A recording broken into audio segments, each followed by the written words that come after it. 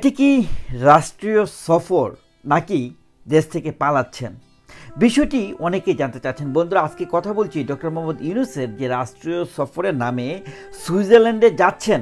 আর আজকের দিনটির কথা যদি আপনারা খেয়াল করে দেখেন, আজকের দিনটি হচ্ছে it's a special day because Donald Trump আজকে শপথ গ্রহণ করছেন।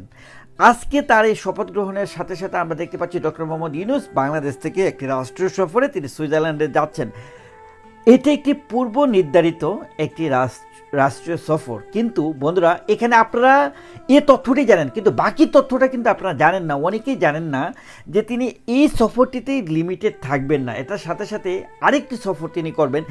সেটি কিন্তু কোনো রাষ্ট্রীয় সফর নয়, এটি হচ্ছে তিনি শারীরিকভাবে অসুস্থ বা ফিট নয়, এমনটি খবর পাওয়া যাচ্ছে সরকারি বিভিন্ন মহল থেকে। যেমনটা আমি যদি আপনাদেরকে একটু ভেঙে বলি, সেটা হচ্ছে যে তিনি তার অসুস্থতার জন্য নর্মালি যে চিকিৎসা ব্যবস্থা বা চিকিৎসা বেনিফিটটা নেয় বা যেখানে তিনি যান সেটি হচ্ছে প্যারিস। তার যে পার্সোনাল যে ডক্টর তিনি থাকেন হচ্ছে প্যারিসে। তো মেনলি ডক্টর মোহাম্মদ ইউনূস তিনি তার ট্রিটমেন্ট অলওয়েজই সেখানেই করান। তিনি তার ট্রিটমেন্টের জন্য প্যারিসেও যাবেন। তো বেসিক্যালি তার একটি সফর নয়, এখানে দুটি সফর। কিন্তু প্রশ্ন হচ্ছে তার চিকিৎসা এবং চিকিৎসার শেষে তিনি কতদিন লাগবে দেশে ফিরতে, তার আসলে কতটা সময় নেবে, এই বিষয়টাতে একটি অনিশ্চয়তা। আর এই অনিশ্চয়তার জন্যই কিন্তু এখানে প্রশ্ন উঠেছে যে দ্রুততম সময়ের মধ্যে তিনি কি আদৌ ফিরতে পারবেন।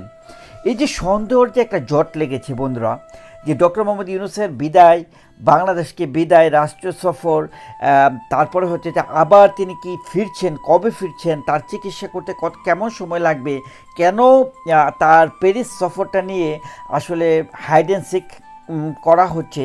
তো এই বিষয়গুলো নিয়ে কিন্তু আসলে নানা ধরনের জটিলতা সৃষ্টি হয়েছে। আর আমরা জানি, প্রতিনিয়ত বলছি আপনাদেরকে, প্রতিনিয়তই ডক্টর মোহাম্মদ ইউনূস নানা ধরনের জটিলতায় পড়ছে। যেখানে বাংলাদেশের আপনারা যদি দেখেন যে এতগুলা জটিল মুহূর্ত চলছে, এতগুলা আন্দোলন, প্রতিনিয়ত আন্দোলন চলছে বাংলাদেশের মানুষের কাজ করতে পছন্দ করে না, তারা পছন্দ করে হচ্ছে কোনোভাবে একটা আন্দোলনে নেমে যাক। প্রতিনিয়ত তারা আন্দোলন করে বেড়াচ্ছে। মানে তাদের লক্ষ্য ছিল প্রধানমন্ত্রী শেখ হাসিনাকে দেশ থেকে বের করে দেওয়া, বিতাড়িত করা। কিন্তু বিতাড়িত হওয়ার পর একটা দিনও বাংলাদেশে কোনো আন্দোলন ছাড়া বাংলাদেশ ছিল না। আমরা স্বস্তিতে থাকতে পারছি না, প্রতিনিয়ত আন্দোলন আন্দোলন আন্দোলন।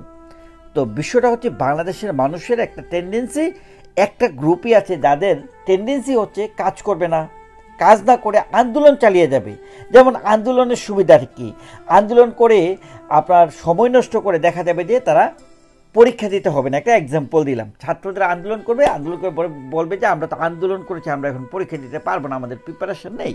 তো বাংলাদেশে এটা হচ্ছে একটা টেন্ডেন্সি। এই যে জটিল একটা সময়ে ডক্টর মোহাম্মদ ইউনূস রাষ্ট্র সফরে গেলেন, তারপরে তিনি আবার প্যারিসে যাবেন, তার এই বিষয়টাকে অনেকেই বলছে তিনি কি আসলে পালিয়ে যাচ্ছেন কি না, এটা আসলে সময় বলবে। এটা আসলে আমি এখন ডিসাইড করতে পারবো না তিনি কি আসলে পালিয়ে যাচ্ছেন কি না।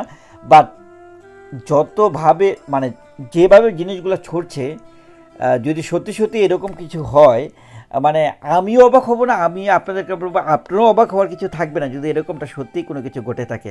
ভালো থাকবেন, থ্যাংক ইউ সো মাচ।